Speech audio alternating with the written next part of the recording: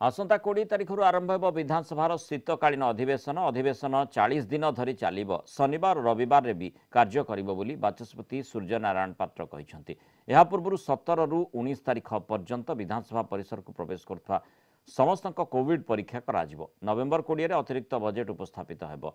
वयस्क विधायक विधायिकांक पई वीडियो कॉन्फ्रेंसिंग रो सुविधा रहिछि।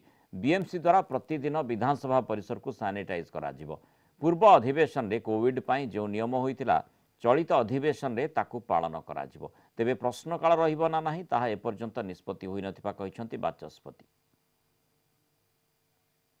17, 18, 19 3 दिन धरिकी विधानसभा समस्त मंत्रिमंडल सदस्य समस्त विधायक विधायिका से प्राइवेट सेक्रेटरी से पीए विधानसभा समस्त कर्मकर्ता और कर्मचारी वृंद विधानसभा पास दिया भर आसवे से समस्त 3 दिन भीतर टेस्ट करा भुवनेश्वर म्युनिसिपालिटी कॉर्पोरेशन पक्षर एवं राज्य स्वास्थ्य विभाग पक्षर ये टेस्ट में समस्त आयोजन करा एंटायर विधानसभा प्रतिदिन